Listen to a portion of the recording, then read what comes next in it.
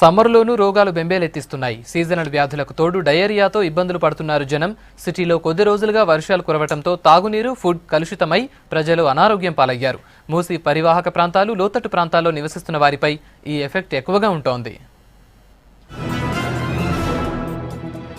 వర్షాకాలంలో మొదలయ్యే సీజనల్ వ్యాధులు అప్పుడే స్వైరవిహారం చేస్తున్నాయి. మొన్నటి వరకు తీవ్ర ఎండతో నానా తంటాలు పడ్డ సిటీ జనాలకు కొద్ది రోజులుగా వర్షాలు కాస్త రిలీఫ్నిచ్చాయి. అయితే అనుకోకుండా వచ్చిన వర్షాలతో వ్యాధులు విజృంభిస్తున్నాయి.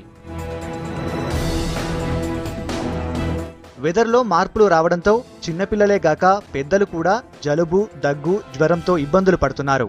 వాటర్, ఫుడ్ పొల్యూట్ కావడంతో డయేరియా వేగంగా విస్తరిస్తోంది. దీంతో ఆసుపత్రుల్లో రోగుల సంఖ్య పెరుగుతోంది. హైదరాబాద్లోని నల్లకుంట ఫీవర్ ఆసుపత్రికి కొద్ది రోజులుగా క్యూ కడుతున్నారు పేషెంట్స్. ఇప్పుడు 4 రోజులు అవుతుంది, తగ్గట్లేదు. ఇప్పుడు ముందే 9కి రావు, మళ్ళీ ఇలా పట్టించుకోవడం కూడా లేదు అసలుకి. మళ్ళీ మొన్న కూడా వస్తే సరిగా చూడలేదు. ఇప్పుడు జ్వరం వచ్చింది, పైకన్లు కూడా పెట్టాను, తగ్గట్లేదు. మళ్ళీ తీసుకొచ్చిన పొద్దున్న నుంచి వచ్చిన, ఇప్పుడు టాబ్లెట్ ఇచ్చారు ఖాళీ. మరి ఇప్పుడు తగ్గదు తెలియదు.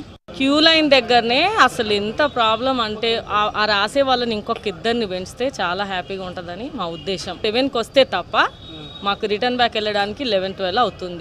ప్రభుత్వాసుపత్రుల్లో జాండీస్, చికెన్ ఫాక్స్, డిప్టీరియా లాంటి విష జ్వరాలతో 1000 మంది వరకు అవుట్ పేషెంట్ వస్తుండగా డయేరియాతో వచ్చేవారు ఎక్కువే ఉంటున్నారు. రోజు వివిధ ప్రాంతాల నుంచి ఒక్క ఫీవర్ ఆసుపత్రికి 25 మందికి పైగా డయేరియాతో వస్తుండగా గాంధీ, ఉస్మానియాలకు ఇంతకు రెట్టింపు జాయిన్ అవుతున్నారు. ఈ ఎఫెక్ట్ ప్రధానంగా మూసి పరివాహక ప్రాంతాలు, లోతట్టు ప్రాంతాల్లో నివసిస్తున్న వారిపై ఎక్కువగా ఉంటోంది.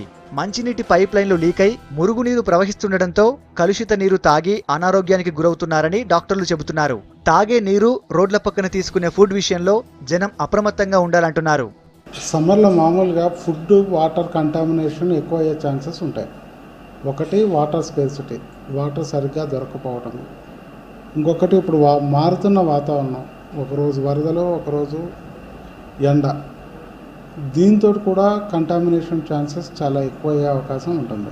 సమ్మర్లో మామూలుగానే ఈ బ్యాక్టీరియల్ మల్టిప్లికేషన్ ఎక్కువ అవుతుంది. అందుకని ఫుడ్ రిలేటెడ్ ప్రాబ్లమ్స్ కానీ, వాటర్ రిలేటెడ్ ప్రాబ్లమ్స్ కానీ ఈ సమ్మర్లో పెరిగే అవకాశాలు చాలా ఎక్కువ ఉంటాయి. అందుకని సమ్మర్లో ఈ హాస్పిటలే కాదు, ఏ హాస్పిటల్లోనైనా కానీ ఇన్ఫెక్టివ్ డయేరియాస్, డిజెంట్రీస్ చాలా పెరుగుతాయి. స్టేల్ ఫుడ్ అంటే ఎక్కువసేపు నిల్వ ఉంచిన ఆహారం తినద్దు. వర్షాకాలం ప్రారంభం కాకముందే ఇలా ఉంటే రైనీ సీజన్ స్టార్ట్ అయితే పరిస్థితి ఎలా ఉంటుందో అని ఆందోళన చెందుతున్నారు సిటీ పబ్లిక్. హాస్పిటల్స్ సౌకర్యాలు మెరుగుపరచడంతో పాటు మంచినీటి సరఫరాపైన నిఘా ఉంచాలని కోరుతున్నారు.